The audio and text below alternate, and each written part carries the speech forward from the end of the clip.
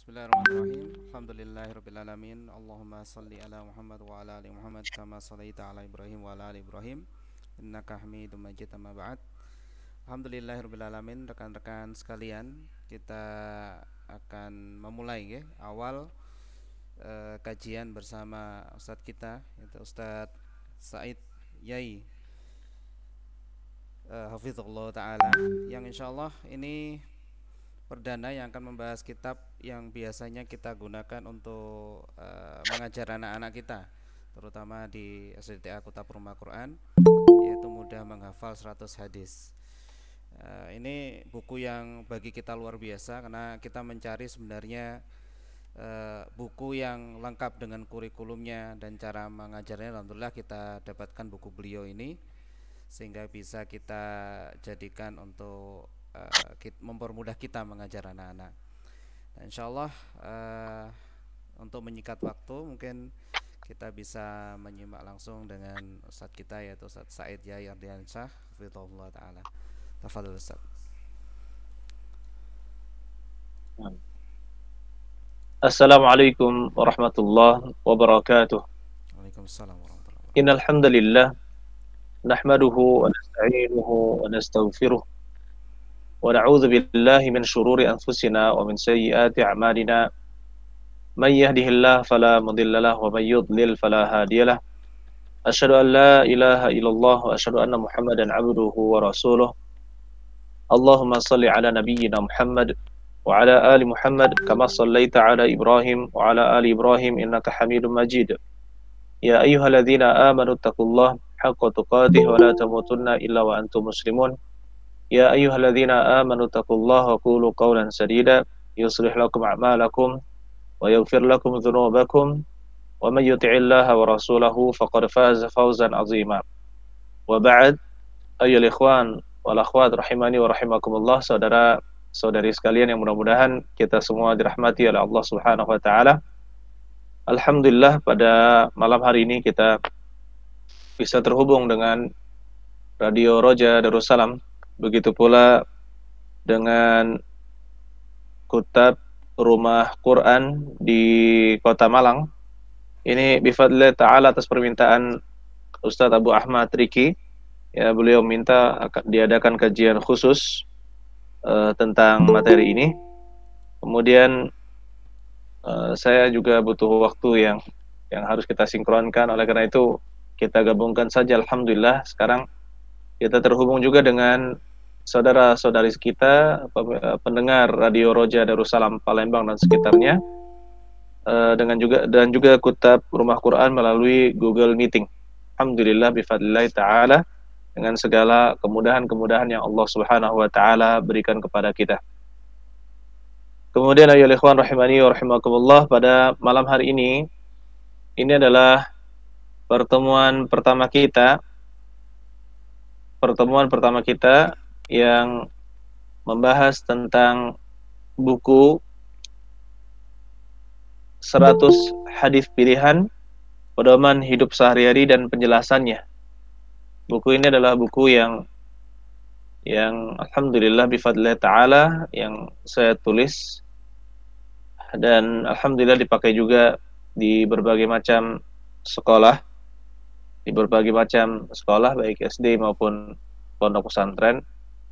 Dan sebenarnya tidak menyangka juga kalau buku ini bisa menyebar, bahkan tanpa sepengetahuan saya di Malang menyebar buku ini. Kemudian ayolah ikhwan rahimani wa rahimakumullah, dan ada permintaan untuk membahas buku ini. Alhamdulillah, mudah-mudahan Allah Subhanahu wa taala mudah.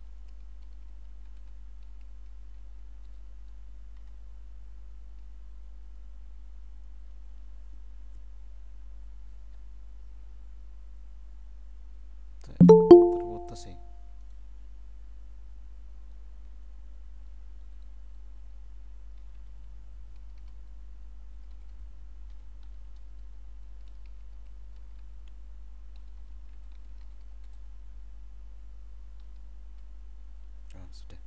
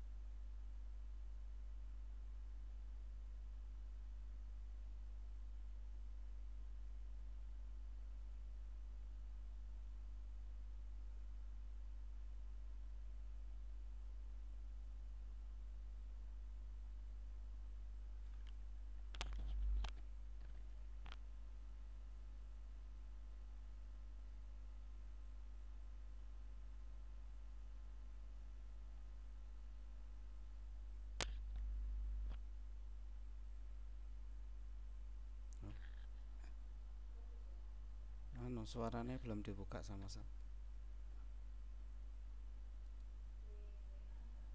Wes, wes tak WA. Lah langsung di omong.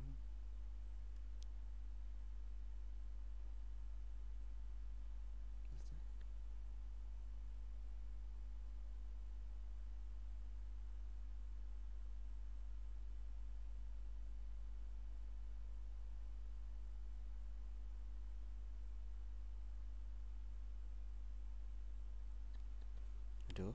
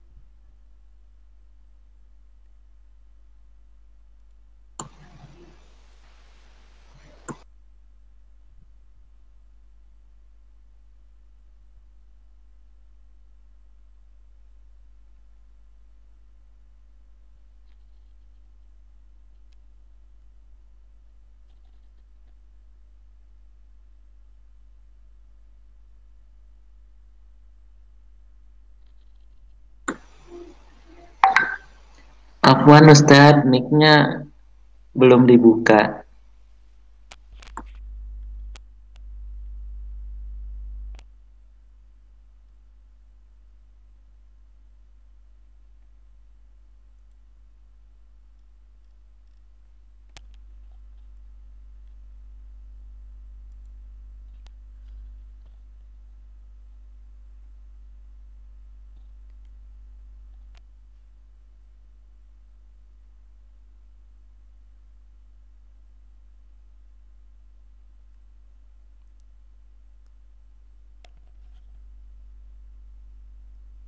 Oh ya, Nah, Afan. Mohon barakallahu maaf fiik. ini. Nah, Subhanallah. Jadi, oke kita mohon maaf ya. Tadi koneksi juga jelek. Kita ulangi, Bismillah. Mengenai keutamaan mempelajari dan menghafal serta menyebarkan hadis Nabi Shallallahu Alaihi Wasallam. Ayo ikhwan, ketika sahabat Rasulullah SAW hidup, maka para sahabat itu sangat bersemangat untuk mengetahui bagaimana perbuatan Nabi Shallallahu Alaihi Wasallam, mendengarkan perkataan Nabi Shallallahu Alaihi Wasallam, dan juga mempelajari adab beliau, sehingga mereka sangat kehilangan apabila ada beberapa tindakan Nabi Shallallahu Alaihi Wasallam yang terluput dari mereka. Oleh karena itu, kita lihat bahwa mereka ketika berada di rumah, ketika mereka berada di tempat lain, mereka sangat merindukan bertemu dengan Nabi Shallallahu Alaihi Wasallam. Mereka sangat bersemangat untuk bisa melihat Nabi Shallallahu Alaihi Wasallam. Oleh karena itu, ya ikhwan, ini patut kita contoh, ya, ingin selalu bersama Nabi Shallallahu Alaihi Wasallam. Begitu pula untuk zaman sekarang, kita juga bisa melihat hadis-hadis Nabi Shallallahu Alaihi Wasallam di dalam buku-buku para ulama. Kita bisa melihat perbuatan Nabi Shallallahu Alaihi Wasallam di dalam hadis-hadis Nabi Shallallahu Alaihi Wasallam, dan bahkan kita bisa melihat ya keseharian Nabi Shallallahu Alaihi Wasallam disebutkan di dalam hadis Nabi Shallallahu Alaihi Wasallam. Oleh karena itu, semangat yang dimiliki oleh para sahabat seharusnya juga kita miliki, yaitu ingin mengetahui seluk-beluk Nabi Shallallahu Alaihi Wasallam, ingin mengetahui perkataan-perkataan beliau, ingin mengetahui perbuatan-perbuatan beliau, ingin mengetahui bagaimana perintah dan juga larangan Nabi Muhammad Shallallahu Alaihi Wasallam. Sahabat-sahabat Nabi bermacam-macam, memiliki pekerjaan yang beragam. Ada yang sibuk dengan perdagangan, ada yang sibuk dengan perniagaan, ada yang sibuk dengan perkebunan, dan juga ada yang pertanian. Dan ada juga sahabat-sahabat Nabi Shallallahu Alaihi Wasallam yang mereka itu sibuk belajar dan memang tinggal di masjid berdampingan dengan Nabi Muhammad Shallallahu Alaihi Wasallam, karena Nabi Shallallahu Alaihi Wasallam tinggal di samping masjid bersama istri-istri beliau. Dan kita ketahui, ayyuhal ikhwan rahimani wa rahimakumullah, ya, sahabat-sahabat ini disebut sebagai ahlus suffah, yaitu orang yang tinggal di dalam masjid, di tempat yang namanya suffah, itu berada di belakang masjid, dan mereka tidur ya di dalam masjid, bahkan hidup di dalam masjid. Mereka ini tidak tercelah karena mereka belajar hadis-hadis Nabi Shallallahu Alaihi Wasallam, mempelajari Al-Quran, dan juga mempelajari syariat Islam. Bahkan tidak boleh seluruh kaum muslimin itu ya di zaman Nabi Shallallahu Alaihi Wasallam berjuang atau berjihad, ya, tapi harus ada di antara orang-orang yang memiliki kecerdasan atau pemahaman yang baik, itu untuk tinggal belajar bersama Nabi Shallallahu Alaihi Wasallam. Saudara-saudari sekalian, dan di antara ahlu suffah adalah Abu Hurairah. Di antara ahlu suffah adalah Abu Hurairah.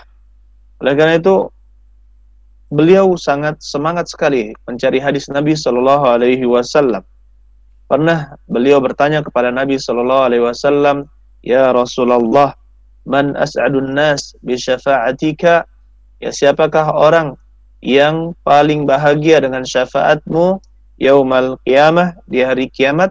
Maka kata Nabi Shallallahu Alaihi Wasallam, laqad zanantu ya Abu Hurairah, saya telah menyangka wahai Abu Hurairah, an la yas'alani an hadzal hadits ahadun awwalu minka, saya telah menyangka bahwasanya tidak ada yang bertanya tentang hal ini yang lebih awal darimu. lima ra'aita min hirsika 'alal hadis, karena saya melihat semangatmu di dalam mencari hadis atau mendapatkan hadis. Kemudian Nabi sallallahu alaihi wasallam baru menjawab, as'adun nas bi syafaati yaumal qiyamah man qala la ilaha illallah khalisan min qalbihi. Orang yang mendapatkan syafaatku di hari kiamat adalah orang yang berkata la ilaha illallah dengan ikhlas dari hatinya. Orang yang mengatakan la ilaha illallah dengan ikhlas dari hatinya, inilah orang yang akan mendapatkan syafaat dari Nabi sallallahu alaihi wasallam. Dan ternyata benar, kita dapatkan Abu Hurairah radhiyallahu taala anhu adalah orang yang menduduki peringkat pertama di dalam meriwayatkan hadis Nabi sallallahu alaihi wasallam. Walaupun Abu Hurairah dengan tawadhu'nya mengatakan bahwa Abdullah bin Amr bin Al-As adalah yang paling banyak hadisnya, karena kata beliau, kata Abu Hurairah, fa innahu yaktub wa inni la aktub.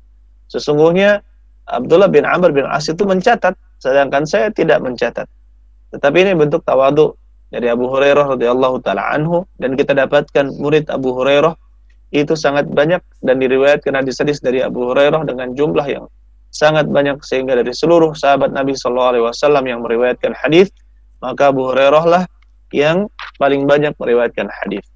Oleh karena itu, ayyuhal ikhwan rahimani wa rahimakumullah, yang mudah-mudahan kita dirahmati oleh Allah Subhanahu wa taala. Kita katakan tentunya kita sudah paham bahwasanya hadis itu adalah salah satu sumber Islam, sumber hukum Islam. Sumber hukum Islam.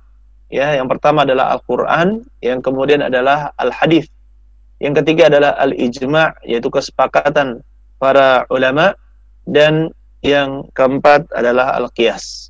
Al-Qiyas, walaupun di kalangan ahli sunnah Al-Qiyas ini qiyas diperselisihkan oleh para ulama, tetapi yang jelas ijma' para ulama, kesepakatan para ulama, yaitu juga menjadi dalil, karena tidak dibangun kesepakatan para ulama kecuali dengan dalil dari Al-Qur'an dan juga hadis Nabi sallallahu alaihi wasallam. Saudara-saudari sekalian, Bapak Ibu sekalian, yang mudah-mudahan kita semua dirahmati oleh Allah Subhanahu wa taala. Alhamdulillah bergabung bersama kita di Google Meeting bersama Kutab Rumah Al-Qur'an di Malang. Begitu pula alhamdulillah kita terhubung dengan Radio Roja Darussalam, Baik.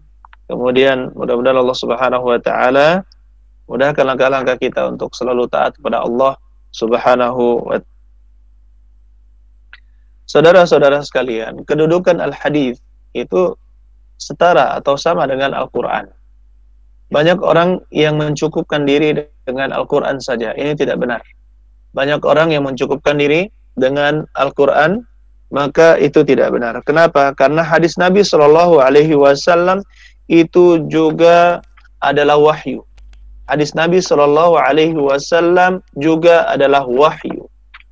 Allah Subhanahu Wa Taala menyebutkan di dalam surat An-Najm ayat yang ketiga dan yang keempat. Allah katakan, wa ma yantiqu 'anil hawa. Tidaklah dia berucap dengan hawa nafsunya. In huwa illa wahyu yuha. Dia adalah wahyu yang diwahyukan kepadanya. Dia adalah wahyu. Sallam tidak berucap dengan apa? Dengan hawa nafsu, tetapi dia adalah wahyu dari Allah Subhanahu wa taala. Adalah wahyu dari Allah Subhanahu wa taala. Kemudian ayyuhal ikhwan rahimani wa rahimakumullah, saudara-saudari sekalian yang mudah-mudahan itu tidak cukup. Berdalil dengan Al-Qur'an saja itu tidak cukup. Harus kita juga menengok dan mempelajari hadis-hadis Nabi sallallahu alaihi wasallam.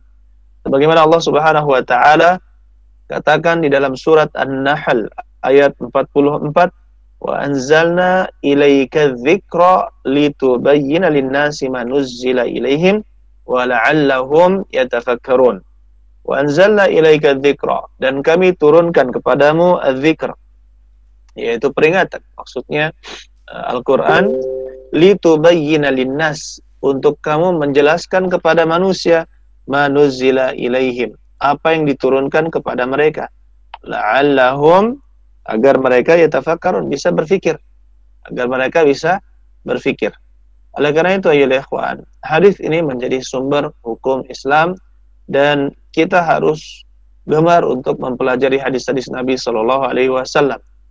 Umar bin Al-Khattab pernah mengatakan, sayatikum nasun, akan datang kepada kalian ya manusia-manusia ya, yujadilunakum bisyubhatil Quran, mereka mendebat kalian dengan syubhat-syubhat dalam Al-Quran. Maksudnya adalah mereka menggunakan ayat Al-Quran untuk mendukung kesesatan-kesesatan mereka. Maka kata Umar bin Al-Khattab, fakhudhuhum bis sunan, ya, maka lawanlah mereka atau hadapilah mereka, bantahlah mereka dengan hadis-hadis. Fa inna ashabal hadithi ya a'lamun nas bi kitabillah, sesungguhnya ashabul hadis, ashabus sunan, yaitu ahli hadis, adalah orang-orang yang paling paham terhadap kitab Allah Subhanahu wa taala. Oleh karena itu, ayyuhal ikhwan rahimani wa rahimakumullah, saudara-saudari sekalian yang mudah-mudahan kita dirahmati oleh Allah Subhanahu wa taala, kita harus bersemangat ya menghafal hadis-hadis Nabi sallallahu alaihi wasallam, mempelajari hadis-hadis Nabi sallallahu alaihi wasallam. Kemudian ayolah ikhwan, Al-Quran itu diturunkan ya dengan sangat terjaga oleh Allah Subhanahu wa taala, dijaga oleh Allah Subhanahu wa taala. Berbeda dengan hadis Nabi sallallahu alaihi wasallam. Allah Subhanahu wa taala mengizinkan terjadinya ada yang disebut dengan hadis sahih, ada hadis yang lemah, ada hadis yang hasan dan hadis yang palsu. Hadis yang sahih dan hadis yang hasan ini bisa digunakan di dalam berdalil, sedangkan hadis yang palsu dan apalagi hadis yang dusta, maka itu tidak bisa kita gunakan untuk berdalil. Oleh karena itu, ya ikhwan rahimani wa rahimakumullah, kita sudah sepantasnya mempelajari hadis-hadis Nabi sallallahu alaihi wasallam. Alhamdulillah, meskipun hadis tersebut bermacam-macam, ya, hadis tersebut bermacam-macam, Allah Subhanahu wa taala tetap menjaga hadis ini. Allah Subhanahu wa taala tetap menjaga hadis-hadis ini ya melalui para ulama. Ya, di antara mereka sampai dari zaman sahabat Nabi sallallahu alaihi wasallam, mereka menyampaikan kepada para tabi'in, yaitu muridnya para sahabat. Kemudian menyampaikan lagi kepada para tabi'in, yaitu muridnya para tabi'in. Kemudian pada zaman itu mulailah ditulis. Ya, kemudian disampaikan ke berikutnya lagi. Sehingga itulah mulai ada tadwin as-sunnah. Tadwin yaitu pencatatan hadis-hadis Nabi sallallahu alaihi wasallam dalam buku-buku yang sekarang menjadi buku induk. Dan alhamdulillah semuanya diriwayatkan dengan sanad, yaitu jalur periwayatan hadis, sehingga kita bisa mengecek, kita bisa meriset atau kita bisa meneliti apakah hadis yang kita dapatkan dengan sanadnya ini adalah hadis yang sahih ataukah hadis yang hasan, atau justru hadis yang palsu atau hadis yang dhaif. Ya, Allah Subhanahu wa taala menjaga itu semua alhamdulillah. Tetapi Allah Subhanahu wa taala punya hikmah. Kenapa hadis-hadis itu ada hadis yang palsu? Alhamdulillah. Dengan demikian salah satu hikmahnya, ya, inilah ahli sunnah wal jamaah bisa terus berjuang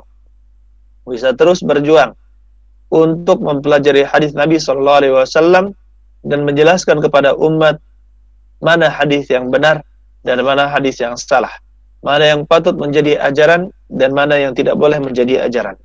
Dengan demikian ayyuhal ikhwan, keutamaan ahli hadis ini sangat besar. Oleh karena itu Imam Syafi'i berkata, "Lau ra'aitu rajulan," kalau saya melihat satu laki-laki, seorang ya laki-laki, min ahli hadis, dari ahli hadis, faka'anni ra'aitu ya rajulan min ashabin Nabi sallallahu alaihi wasallam, maka seolah-olah saya melihat satu laki-laki dari sahabat Nabi sallallahu alaihi wasallam. Ya, kenapa? Karena mereka mewariskan kepada kita, kepada kami, ya, kepada kita, yaitu ilmu-ilmu hadis atau hadis-hadis Nabi Shallallahu Alaihi Wasallam. Dari mereka lah kita belajar. Saudara-saudari sekalian yang mudah-mudahan kita dirahmati oleh Allah Subhanahu Wa Taala. Dari zaman ke zaman, alhamdulillah, dengan karunia dari Allah Subhanahu Wa Taala, ahli hadis selalu tampak dengan kebenarannya. Ya, berbeda dengan ahli bid'ah atau orang-orang yang condong kepada kebid'ahan. Mereka memang berdalil dengan Al-Quran, tetapi kita lihat perhatian mereka terhadap hadis-hadis Nabi Shallallahu Alaihi Wasallam sangatlah minim. Perhatian mereka terhadap hadis-hadis Nabi Shallallahu Alaihi Wasallam sangatlah sedikit. Ya, bahkan mereka menjauhkan pengikutnya dengan hadis-hadis Nabi Shallallahu Alaihi Wasallam. Kenapa? Takut. Ada rasa takut apabila dia pendapatnya tidak diikuti. Ada rasa takut jika ada kesalahan pendapat dari gurunya ini atau syekhnya atau kiainya menyelisihi hadis-hadis Nabi Shallallahu Alaihi Wasallam. Adapun ahli sunnah wal jamaah, maka selalu yang kita gaungkan adalah apa? Ikutilah Al-Quran dan As-Sunnah sesuai dengan pemahaman orang-orang terdahulu yang telah dipuji oleh Allah Subhanahu Wa Taala, yang dikatakan oleh Allah Subhanahu Wa Taala radhiyallahu anhum wa radu'an. Ayyuhal ikhwan rahimani wa rahimakumullah. Ahli hadis selalu berjuang untuk mempelajari hadis-hadis Nabi Shallallahu Alaihi Wasallam dan melestarikan hadis-hadis Nabi Shallallahu Alaihi Wasallam sehingga kita bisa menikmati buku-buku beliau. Dan ingat, di zaman dahulu tidak ada fotokopi, di zaman dahulu tidak ada percetakan seperti kita sekarang ini, tetapi ingat,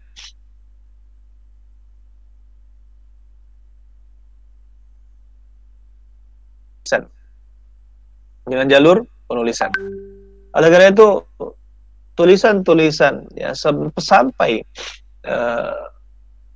sampai zaman akhir di abad ke-19, abad ke-20, itu masih ada orang yang meriwayatkan tulisan-tulisan tersebut. Tulisan-tulisan tersebut sehingga buku-buku hadis bifadlillahi ta'ala bisa dipertanggungjawabkan kebenarannya. Mereka sangat semangat. Bahkan di zaman sekarang ini, para ulama dengan keterbatasan hafalan mereka, dengan keterbatasan kemampuan mereka yang tidak seperti Imam Bukhari, tidak seperti Imam Muslim, tidak seperti imam-imam hadis yang lainnya, kemampuan beliau-beliau, tapi berusaha bagaimana bisa melestarikan atau berkhidmah terhadap hadis Nabi Shallallahu Alaihi Wasallam dengan mengarang banyak buku, penjelasan-penjelasan, dan juga membuat program-program hadis sehingga kita mudah untuk mencari hadis Nabi Shallallahu Alaihi Wasallam. Bahkan kalaupun kita tidak punya bukunya, maka dengan mudah kita bisa mendapatkan di komputer, dan juga kita bisa mudah dapatkan di internet. Ini semua adalah karunia Allah Subhanahu Wa Ta'ala yang Allah berikan kepada umat ini, karena salah satu kekhususan atau keistimewaan umat Islam adalah mereka memiliki sanad, mereka memiliki jalur periwayatan. Ketika saya dulu belajar salah satu buku ulama tentang akidah, saya subhanallah kaget sekali. Ternyata buku beliau, padahal beliau hidup di tahun 700-an Hijriah, itu ketika ditulis ulang, tulisan ulangnya itu disebutkan jalur periwayatan tulisannya. Itu buku ulama. Nah, kita katakan buku ulama saja diriwayatkan dengan jalur riwayat penulisan dan telah dimuqabalah. Muqabalah itu maksudnya apa? Dibandingkan dengan yang aslinya atau dibandingkan dengan punya kawannya, agar tidak salah dalam menukil tulisan. Karena zaman dulu tidak ada percetakan seperti kita, jadi ditulis ulang dengan tangan, kemudian disampaikan kepada orang yang berikutnya agar murid-muridnya lagi menulis ulang lagi, kemudian menulis ulang lagi, sehingga dengan demikian ilmu itu terus. Dan mereka di halaman depan atau halaman belakang mereka menulis jalur periwayatan buku tersebut, telah dibandingkan, diambil dari siapa, sanadnya sampai kepada penulis. Ini Allah Subhanahu Wa Ta'ala menjadikan umat Islam memiliki sanad. Buku-buku seperti itu saja, buku-buku karya para ulama memiliki jalur periwayatan, maka alhamdulillah hadis-hadis Nabi Shallallahu Alaihi Wasallam juga telah Allah Subhanahu Wa Ta'ala jadikan bersanad, dan ini merupakan kekhususan dari ummah Muhammadiyah. yaitu umatnya Nabi Muhammad sallallahu alaihi wasallam. Allah Subhanahu wa taala menjaga agama ini dengan adanya sanad. Kemudian semangat para ulama sampai sekarang, para penuntut ilmu hadis sampai sekarang bersemangat melestarikan dan berkhidmat terhadap hadis-hadis Nabi sallallahu alaihi wasallam. Ya, sebenarnya ayyuhal ikhwan, ini adalah bentuk apa? Menjalankan hadis Nabi sallallahu alaihi wasallam. Beliau alaihi salatu wasallam mengatakan, "Nadarallahu imra'an sami'a maqalati fawa'aha wa hafidhaha wa ballaghaha farubba hamil fiqhin ila man huwa afqahu minhu." Apa kata Rasulullah sallallahu alaihi wasallam? Nadarallahu imra'an. Mudah-mudahan Allah memberikan keelakan wajah yang bersinar, memberikan wajah yang bersinar, ya, kepada seorang yang dia mendengar perkataanku, kafawa'aha, kemudian dia pahami, wa hafizaha, kemudian dia hafal, wa ballaghaha, kemudian dia sampaikan, farubba hamil fiqhin ila man huwa afqahu minhu. Betapa banyak orang yang membawa fikih, yang membawa ilmu, yaitu membawa hadis, mengantarkan kepada orang yang lebih paham, ya, darinya, yang lebih paham darinya. Maksudnya apa ya, ikhwan? Dulu banyak para periwayat hadis Nabi Shallallahu Alaihi Wasallam dari kalangan sahabat, tabi'in, tabi'ut tabi'in, dan seterusnya, murid-muridnya dan murid-muridnya. Tapi mereka bukanlah orang yang faqih. Mereka adalah orang yang penghafal. Mereka hafal tapi kurang faqih. Karena untuk menjadi orang yang faqih ini butuh kecerdasan yang luar biasa, ya, kemudian pemahaman yang baik tentang fikih dan juga akidah, begitu pula tafsir. Oleh karena itu banyak ulama hadis yang dia itu tidak terkenal sebagai ulama fuqaha, ya, atau ahli fikih atau ulama yang banyak fatwanya, tidak. Tetapi ahli hadis tersebut mengantarkan ilmu kepada orang yang lebih berilmu darinya. Dan ini termasuk berkhidmah atau upaya untuk berkhidmah terhadap hadis-hadis Nabi Shallallahu Alaihi Wasallam. Dan kita lihat ada 4 hal yang dilakukan oleh para ulama hadis dan sudah sepantasnya kita terpacu untuk meniru, ya, apa yang dilakukan oleh para ulama hadis sesuai dengan hadis Nabi Shallallahu Alaihi Wasallam, yaitu nadarallahu imra'an, ya, mudah-mudahan Allah Subhanahu Wa Taala memberikan kecerahan wajah, maksudnya atau cahaya di wajah seorang, yang mana ini akan mengantarkannya kepada cahaya di akhirat, dan, ya, para ulama menyebutkan bahwa maksud nadrah di sini adalah ketinggian kedudukan dan juga kenikmatan di dunia bagi orang-orang yang melestarikan hadis Nabi Sallallahu Alaihi Wasallam atau berkhidmat terhadap hadis-hadis Nabi Sallallahu Alaihi Wasallam. Allah berikan keistimewaan atau bisa dikatakan pancaran cahaya yang berbeda dengan orang-orang yang lain yang bukan ahli hadis. Ya, oleh karena itu cahaya ini mudah-mudahan menjadi cahaya di akhirat yang akan menjadi ciri, ya, ahli hadis di akhirat nanti. Oleh karena itu saudara-saudari sekalian yang mudah-mudahan kita dirahmati oleh Allah Subhanahu Wa Taala, ada 4 hal untuk bisa mendapatkan cahaya ini. Yang pertama adalah mendengar hadis Nabi Sallallahu Alaihi Wasallam, yaitu mendengarkan hadis Nabi Sallallahu Alaihi Wasallam, yaitu kita baca, kemudian kita dengarkan, ya, kita baca dan kita dengarkan, kemudian fawa'aha. Yang kedua, kata Nabi Sallallahu Alaihi Wasallam, fawa'aha, kemudian dia memahaminya. Dia tidak hanya mendengar hadis, tetapi dia juga memahami apa maksud dari hadis tersebut. Ini cara yang kedua. Kemudian cara yang ketiga adalah wa hafizaha, kemudian dia menghafal perkataan Nabi Sallallahu Alaihi Wasallam. Dia menghafal perkataan Nabi Sallallahu Alaihi Wasallam.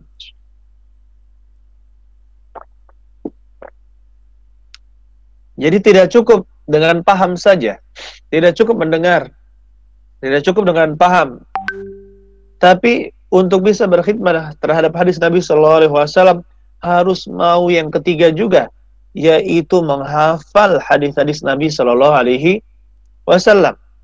Kemudian setelah menghafalnya, setelah memahaminya, ya, dengan baik dia pahami, dia hafal hadisnya, balaghaha, dia sampaikan kepada orang lain.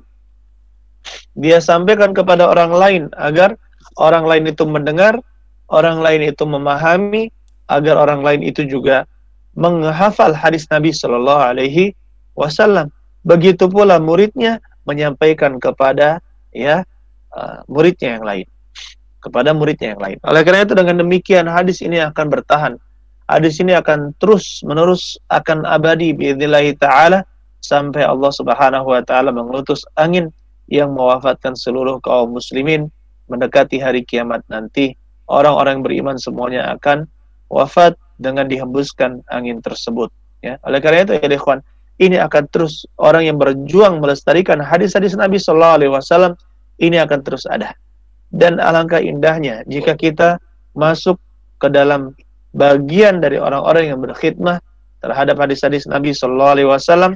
Kita mau mendengarkan hadis, belajar hadis, kita mau memahami hadis Nabi sallallahu alaihi wasallam, kita mau menghafalkannya, dan juga kita mau apa? Kita mau menyampaikannya kepada orang lain. Bahkan di dalam pengajaran ilmu, kalau kita ikuti apa resep yang diajarkan oleh Nabi sallallahu alaihi wasallam, ilmu itu akan benar-benar menempel apabila kita ikuti 4 hal ini. Yaitu yang pertama, kita dengarkan, kita hadir di majelis ilmu. Kemudian yang kedua, kita apa? Kita pahami dengan baik. Kalau ada yang tidak paham, maka kita tanyakan kepada guru atau syekh atau ustadz. Kemudian yang ketiga, kita hafalkan ilmu tersebut. Kita hafalkan ilmu tersebut, ya. Saya ingat perkataan Syekh Utsaimin, ya, kami lebih merasakan manfaat dari apa yang kami hafal daripada dari apa yang kami baca. Beliau suka baca. Sangat banyak buku yang beliau baca, tapi beliau katakan kami merasakan lebih manfaat lebih dari yang kami hafalkan daripada yang kami baca. Kenapa? Karena yang bermanfaat, yang selalu dipakai ilmunya adalah apa? Yang dihafal. Karena ilmu itu laisa fis sutur. Ilmu itu bukan di lembaran-lembaran, bukan di kertas, tidak. Tetapi al-ilmu fis sudur. Ilmu itu berada di dalam hati. Kapan ya kita dimanapun kita berada, ilmu selalu kita bawa, ya. Bukan di buku, bukan di laptop, bukan di internet, tidak. Tapi ilmu selalu berada di dalam hati kita. Dengan cara apa? Caranya adalah kita menghafal ilmu tersebut. Ya, dengan cara kita mau menghafal ilmu tersebut. Dan alhamdulillah bifadlillah ta'ala, semakin orang mempelajari hadis, ya, menghafalkan hadis, maka ya kemudian dia akan terus bertambah kemampuannya dalam menghafal. Yang tadinya mungkin butuh 3 hari untuk menghafal satu hadis, maka kemudian dia makin cepat, sehari 1 hadis, 2 hari 1 hadis, 1 hadis, kemudian dalam 1 hari bisa dia menghafal 8 hadis, bisa menghafal 10 hadis. Bahkan ya kalau misalnya sudah terbiasa, bisa seorang dalam 3 kali baca dia bisa menghafal hadis Nabi sallallahu alaihi wasallam. Ini pun karena karunia Allah Subhanahu wa taala, karena pembiasaan dia menghafal hadis-hadis Nabi sallallahu alaihi wasallam. Oleh karena itu ya ikhwan, nah setelah kita hafalkan hadisnya, maka kita memiliki juga ya untuk mendapatkan cahaya dari Allah Subhanahu wa taala, kenikmatan dari Allah Subhanahu wa taala dengan ilmu yang bermanfaat dan juga hadis-hadis Nabi sallallahu alaihi wasallam, maka kita melaksanakan yang keempat, yaitu menyampaikan kepada orang lain, menyampaikan kepada orang lain. Jika kita tidak bisa menyampaikan kepada orang-orang dewasa, maka sampaikanlah kepada anak-anak, sampaikanlah kepada anak-anak, sampaikanlah kepada remaja, sampaikanlah meskipun kepada 1 orang. Kalau misalkan kita tidak punya murid kecuali 1 orang, dan kita sudah punya hafalan hadis dari hadis-hadis yang sahih, yang benar datangnya dari Nabi sallallahu alaihi wasallam, ya maka kita katakan, ya walaupun hanya 1 murid kita, maka itu sudah sungguh kenikmatan yang luar biasa. Kenapa? Wa ballaghaha. Nabi sallallahu alaihi wasallam tidak menyuruh menyampaikan kepada 100 umat atau 1000 umat, 1000 orang, tidak. Tapi yang penting wa ballaghaha, dia menyampaikan kepada ya orang lain. Jumlahnya bisa 1, bisa 2, bisa 3, untuk mendapatkan keutamaan mengajarkan hadis Nabi sallallahu alaihi wasallam. Oleh karena itu, ayyuhal ikhwan rahimani wa rahimakumullah, saudara pendengar Roja Darussalam Palembang, begitu pula Bapak Ibu yang hadir di Google Meeting bersama saya, di Google Meeting di Wali dan para staf atau pegawai kutab Rumah Al-Quran, yang mudah-mudahan kita semua dirahmati oleh Allah Subhanahu wa taala, maka kita bisa bersemangat insyaallah mempelajari hadis-hadis Nabi sallallahu alaihi wasallam. Kemudian ayyuhal ikhwan rahimani wa rahimakumullah, saudara-saudari sekalian yang mudah-mudahan kita dirahmati oleh Allah Subhanahu wa taala. Baik. Kemudian sebab penulisan buku ini. Jadi buku yang menjadi pedoman kajian kita insyaallah tiap Ahad malam, ya tiap Ahad malam bidzillah taala, adalah buku yang berjudul 100 hadis pilihan pedoman hidup sehari-hari dan penjelasannya. Dan saya katakan ini terbitan dari Pustaka Miftahul Khair, yang diterbitkan oleh Yayasan Kunci Kebaikan, Oku Timur, Sumatera Selatan. Dan alhamdulillah kita katakan dulu judul buku ini adalah Mudah Menghafal 100 Hadis. Mudah Menghafal 100 Hadis yang diterbitkan oleh pustaka atau penerbit Darussunnah Jakarta. Dan qadarullah, ya, karena satu hal beliau saya sudah minta berkali-kali untuk dicetak ulang, tapi qadarullah kita tidak tahu permasalahannya. Jadi saya berinisiatif dengan rekan-rekan karena kita juga butuh untuk para santri di Pondok Pesantren Darul Quran wal Hadis. Begitu pula di Sumatera Selatan ada sekolah-sekolah yang membutuhkan buku ini. Ya, kalaupun mencetaknya juga kerepotan, biayanya bahkan lebih mahal kalau misalkan di fotokopi, apalagi di Sumatera Selatan ini biaya fotokopi luar biasa mahalnya, tidak seperti di Jawa. Akhirnya kita edit buku ini, kemudian kita tampilannya juga kita ubah, ya kita beri tambahan-tambahan sedikit faidah sehingga menjadi buku yang berada di Bapak Ibu sekalian. Dan buku ini tersebar gratis, ya, tersebar gratis di internet pun bisa didapatkan, alhamdulillah. Dan mungkin nanti Ustadz Abu Ahmad bisa mengirimkan di mana PDF-nya ke mana, ke sini, ke grup, ya, atau ke teman-teman yang lain melalui grup, ya. Baik. Sebab penulisan buku ini penting juga seperti yang saya bahas sebelum kita membahas tentang buku ini, bagaimana menghafal hadis, kemudian bagaimana kita mengajarkan hadis Nabi Shallallahu Alaihi Wasallam kepada peserta didik, terutama yang anak-anak, ya, dan bagaimana kita bisa mudah menghafal hadis ini. Insya Allah kita akan, ya, kita mulai pelajaran itu insya Allah pada pertemuan yang depan insya Allah. Saya sebutkan dulu sebab penulisan buku ini. Pada tahun 1431 atau 2010, ya, teman-teman dan saya membuka sekolah dasar Islam terpadu, tepatnya SDIT Al-Istiqomah di Prabu Mulih, Sumatera Selatan. Kemudian kami sepakat masukkan pelajaran hadis di dalamnya 2 jam pelajaran.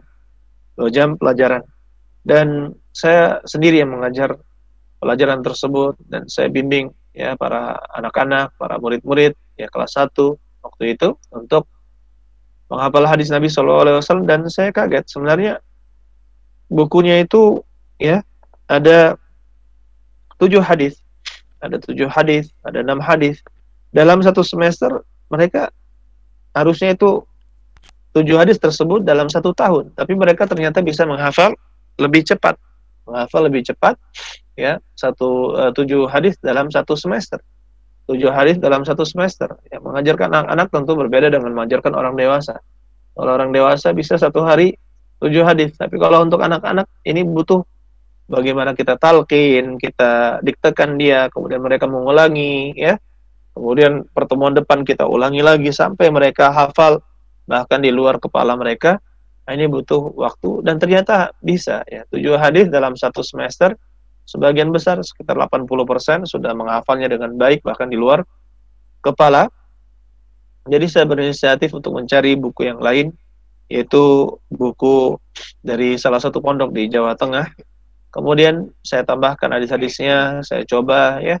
Kemudian ternyata saya lihat bahwa kalau seperti ini maka saya semangat. Insya Allah akan saya buat buku sendiri, saya susun buku sendiri ya yang berisi hadis-hadis Nabi Shallallahu Alaihi Wasallam.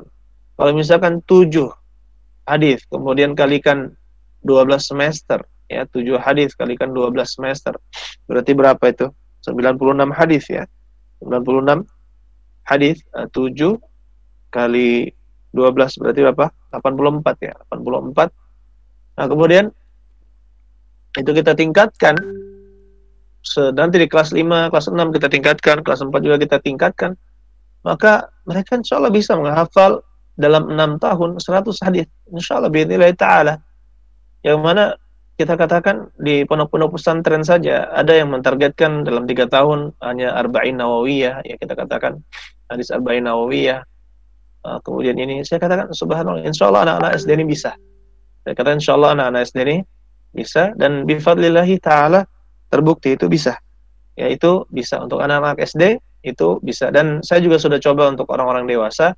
Ada yang menghatamkannya dalam 3 bulan, ada yang menghatamkannya dalam 5 bulan, dalam 1 semester juga ada. Kalau untuk orang-orang yang sudah dewasa, dengan saya target setiap pertemuan, mereka kan pertemuannya untuk orang dewasa itu pernah saya coba hanya ba'da isya ya, ba'da isya sekali seminggu untuk setoran hafalan hadis, dan saya targetkan ya mereka harus menyetor 2 hadis, kemudian 2 hadis, 2 hadis ada. Kemudian ternyata dalam perjalanannya mereka bisa menyetor lebih dari 2 hadis sehingga khatam dalam 3 bulan.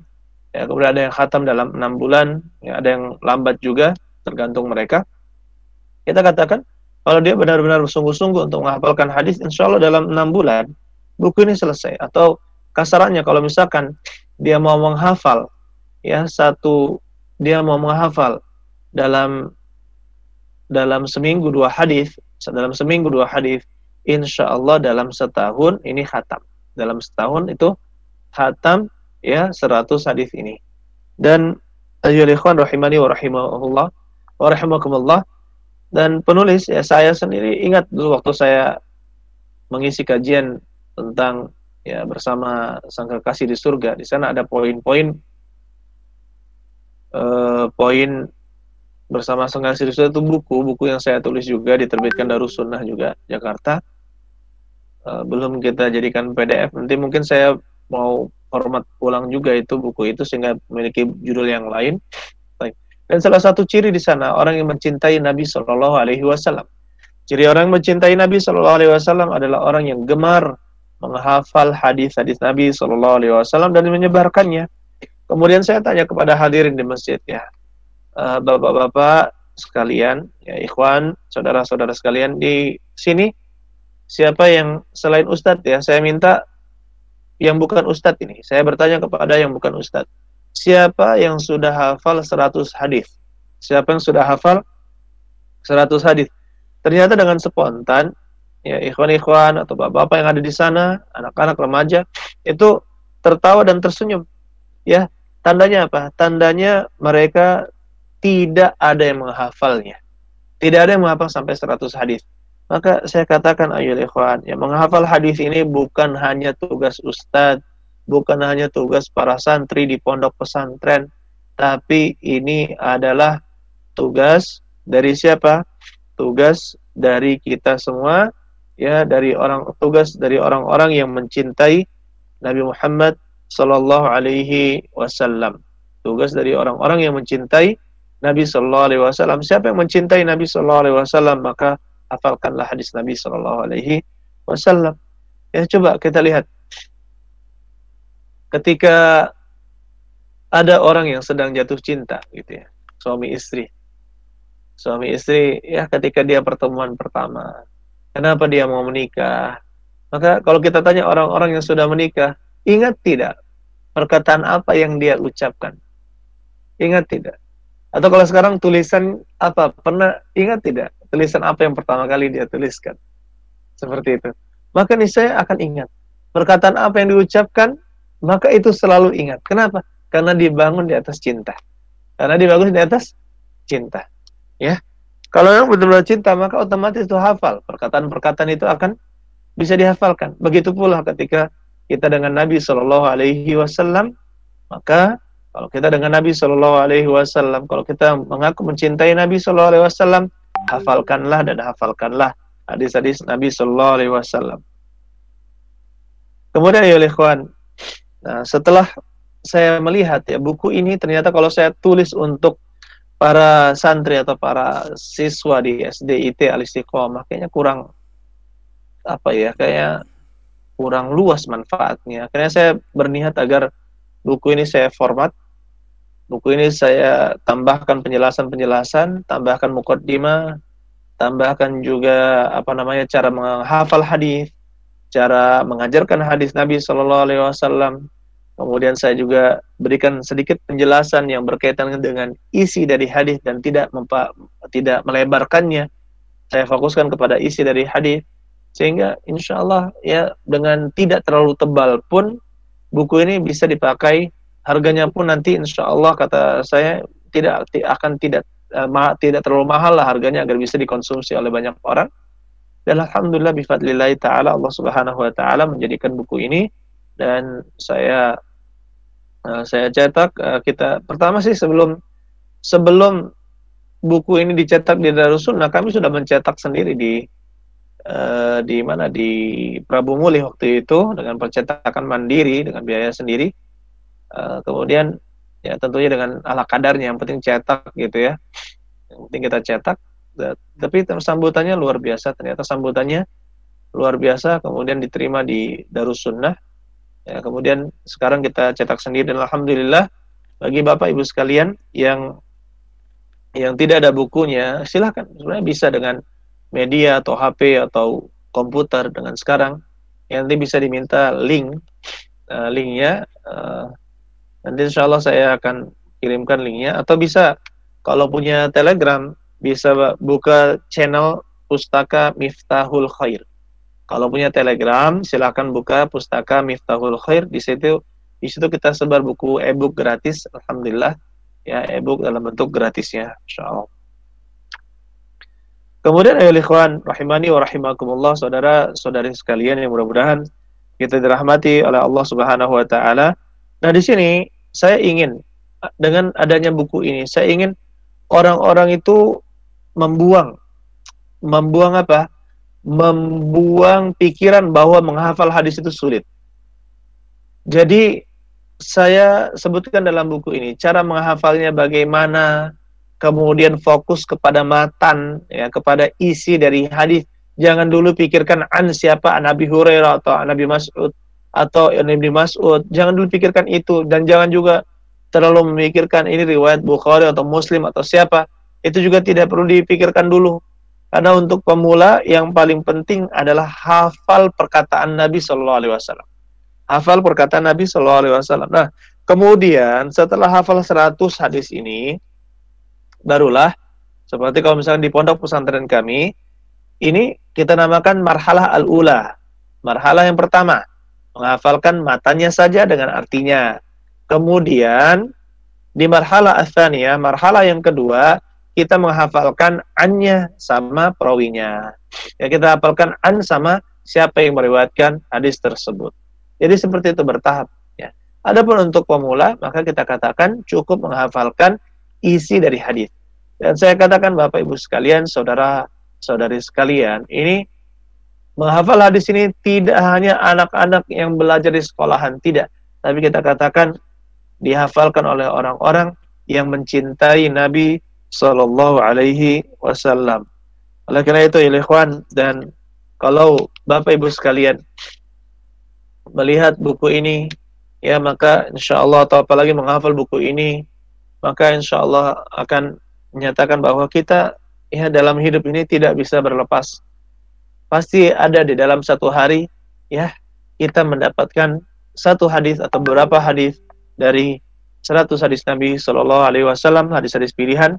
100 hadis pilihan dalam buku ini bifadlillah ta'ala, karena memang sebenarnya hadis ini adalah hadis yang saya sarikan dalam dari ribuan hadis yang hadis itu banyak ya, ratusan ribu ya, tapi ini saya pilihkan ribuan hadis, kemudian saya sarikan lagi, saya usahakan mana pilih hadis-hadis yang katakanlah ini sangat penting dipelajari di awal dan sangat sering para juru fatwa atau orang yang berceramah atau para ustadz kita ketika beliau menjelaskan, ketika beliau mengajar, selalu berputar hadis tersebut, ya berputar terus dalam permasalahan-permasalahan akidah, adab, akhlak dan yang lainnya, ya bahkan sebagian fikih terdapat juga di dalam buku ini, maka kita katakan berputar terus insyaallah, ya. Dan tentunya ya ikhwan, saya katakan ya buku ini tidak bisa lepas juga dari kitab Arba'in An-Nawawiyah. Jadi selain dengan buku ini, maka yang kedua teruskan dengan Arba'in An-Nawawiyah. Insyaallah dengan demikian, ya sengaja saya tidak seluruh hadis Arba'in Nawawiyah saya masukkan ke sini. Kenapa? Karena ada kelasnya. Arba'in Nawawiyah itu bukan untuk pemula. Saya katakan bukan untuk pemula, tapi untuk setelah pemula. Kenapa? Karena ada kesulitan-kesulitan di dalamnya yang katakanlah ya itu akan membuat orang sulit jika harus memulai dari kitab Arba'in Nawawiyah, dan itu terbukti. Tapi kalau misalkan sudah melalui proses menghafal untuk pemula seperti ini biidznillah ta'ala, maka akan mudah untuk melanjutkan kepada Arba'in Nawawiyah, kemudian buku-buku hadis yang lain. Silakan kepada Bapak Ibu sekalian yang ingin bertanya, ya, maka bisa menuliskan, atau tidak mengapa bagi teman-teman yang tergabung di dalam Google Meeting sekarang ini bisa bertanya melalui lisan, ya, atau dihidupkan, tidak mengapa, kita interaktif. Silakan, nanti saya untuk yang pemirsa Roja Darussalam saya akan ulangi pertanyaannya insyaallah. Silakan ayo ikhwan, dan bagi yang bertanya pemirsa atau pendengar Roja Darussalam, silakan yang ingin bertanya bisa mengirimkan pertanyaannya ke 0821 8681 9341. Sekali lagi pendengar Roja Darussalam, silakan menuliskan pertanyaannya di nomor 0821 8681 9341. Barakallahu fikum jami'an. Silakan. Kemudian ayo ikhwan, ya, sambil menunggu pertanyaan. Ayo ikhwan rahimani wa rahimakumullah, saudara-saudari sekalian, mudah-mudahan kita dirahmati oleh Allah Subhanahu wa taala. Tentunya memang buku ini penuh dengan kekurangan, sehingga kita mohon saran, ya, dari Bapak Ibu sekalian atau saudara-saudari sekalian, jika ada masukan atau saran tambahan atau yang kurang, ya, ada yang memberikan masukan-masukan, alhamdulillah, sangat isi berikutnya. Tafadhal. Baik, silakan.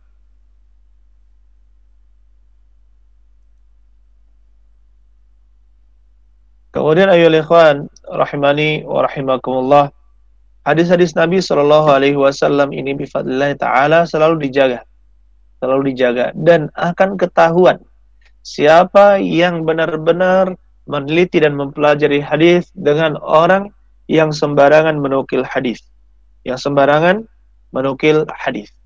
Kenapa? Kata Rasulullah sallallahu alaihi wasallam, ya, man kadzaba alayya muta'ammidan, barang siapa yang berdusta atas namaku dengan sengaja, falyatabawwa maq'adahu minan nar, maka dia siapkan tempat duduknya di neraka. Siapkan tempat duduknya di mana? Di neraka. Oleh karena itu ya ikhwan, kita harus bersemangat untuk, ya, menjaga kelestarian hadis, berkhidmah untuk hadis-hadis Nabi sallallahu alaihi wasallam. Kalaupun misalkan kita terhalangi, ya, maka kita katakan umur. Jangan selalu beralasan biarlah anak saya yang belajar, nanti di pondok pesantren atau di sekolahan. Tidak. Tetapi orang yang mencintai Nabi sallallahu alaihi wasallam, maka dia akan gemar untuk menghafal hadis-hadis Nabi sallallahu alaihi wasallam. Dan alhamdulillah, hadis-hadis yang di dalam buku ini memang sengaja dibuat mudah, ya, untuk menghafalnya biidznillah ta'ala. Kemudian ayo ikhwan, akan ada orang-orang yang terus-menerus, ya, mengatakan kita cukupkan saja Ya, kita cukupkan saja dengan hadis-hadis dengan Al-Qur'an.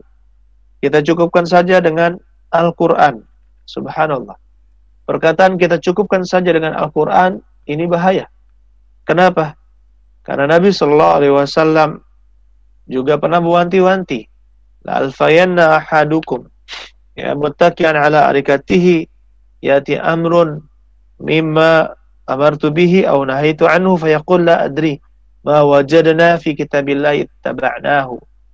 Ya, kata Rasulullah sallallahu alaihi wasallam, akan ditemukan orang, ya, seorang di antara kalian yang duduk dengan bersandar di kursinya, kemudian datang suatu hadis yang di sana ada perintah atau laranganku, kemudian dia berkata, la adri, saya tidak tahu apa yang kita temukan di kitab Allah, maka kita ikuti. Ya, subhanallah. Sebenarnya perkataan ini lebih mengutamakan Al-Quran dan menyepelekan hadis Nabi Sallallahu Alaihi Wasallam. Ini tidak boleh, karena hadis-hadis Nabi Sallallahu Alaihi Wasallam ini adalah penjelas bagaimana kita sholat, bagaimana berapa jumlah rakaat sholat, ya kan? Ini semuanya butuh hadis untuk menjelaskannya. Bagaimana kita berzakat, bagaimana kita berhaji, bagaimana kita berpuasa. Maka ini dijelaskan ya di dalam hadis-hadis Nabi Sallallahu Alaihi Wasallam. Baik. Allah alam bissawab. Silakan kepada teman-teman yang ingin bertanya. Kalau tidak ada, maka saya rasa cukup ya materi kita pada malam hari ini, dan ini adalah muqaddimah.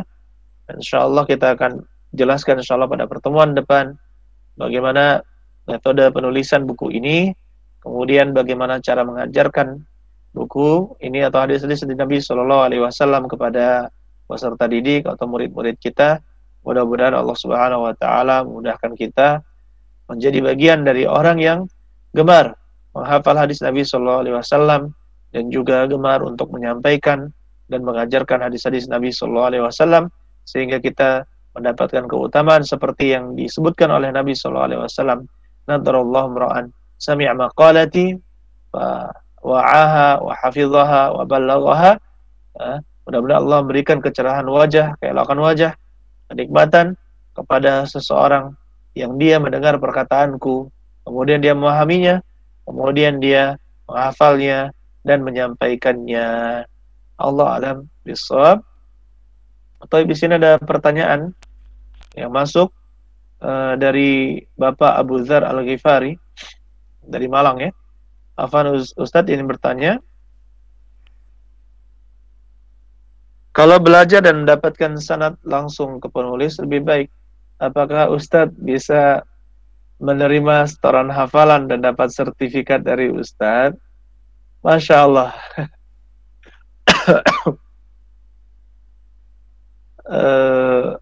Jahit, ini sebenarnya kami menerbitkan juga sertifikat dari Pondok Pesantren Darul Quran wal Hadis untuk orang yang bisa menyetor 100 hadis sekali duduk ya, menyetor 100 hadis sekali duduk ya, menyetor hadisnya sekali. Dan itu marhalah yang kedua atau tingkatan yang kedua. Jadi dia mendapatkan sertifikat itu kalau bisa menyetor dengan nama sahabatnya dan juga penulisnya atau dan untuk menerima setoran hafalan qadarullah ma syaa fa'al ya. Jadi qadarullah saya katakan untuk saat ini saya belum bisa ya, dan belum bisa saya janjikan. Kenapa? Karena juga terbatas ya, terbatas, waktu kita terbatas. Tapi kalau misalkan ingin, misalkan di sana di antara orang tua ya, atau misalkan teman-teman sekalian membentuk kelompok untuk menghafal hadis ini dengan memberikan PR, misalkan seminggu sekali kita setoran minimal 2 hadis, insya Allah ya, yakinlah saya targetkan insya Allah bisa dalam 1 tahun menyetor hadis tersebut ya, menyetor hadis tersebut insya Allah. Dan ingat, mulai menghafal hadisnya itu dari matannya, jangan dari sahabatnya. Kenapa? Karena akan berat, akan semangat di awal nanti berhenti. Tapi kalau misalkan kita menghafalkan matan dulu, matannya dihafalkan sampai selesai, sampai hafal di luar kepala, selalu diulangi hafalannya, insya Allah ya. Kemudian bisa ke tahap selanjutnya, yaitu menghafalkan dengan an. Misalkan an Abi Hurairah radhiyallahu anhu qala Rasulullah sallallahu alaihi wasallam, seperti ini. Kemudian Rawahul Bukhari wa Muslim. Rawahul Bukhari wa Muslim, insyaallah itu tahapan yang kedua dalam menghafal hadis ini. Baik. Tapi bisa kalau misalkan bikin program di sana ya, nanti kita berikan sertifikatnya saja gitu ya untuk. Tapi ya 100 hadis sekali duduk, diusahakan 100 hadis sekali duduk. Nah, silakan, ada lagi pertanyaan yang lain, silakan. Baik.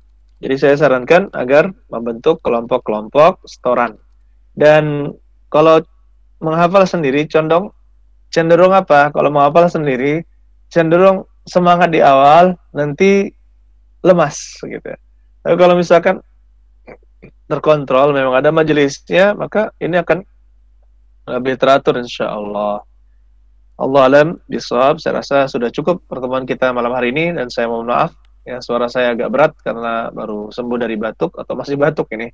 Seperti itu, mudah-mudahan Allah Subhanahu wa taala memberi kesehatan kepada kita semua, melindungi kita, kemudian memberikan istiqomah kepada kita untuk selalu ya bisa taat kepada Allah Subhanahu wa taala, bisa menjalankan perintah dan perintah Allah Subhanahu wa taala dan Rasulnya, dan menjauhi larangan-larangannya, dan kita bisa beristiqomah sampai akhir hayat kita. Barakallahu fikum jami'an.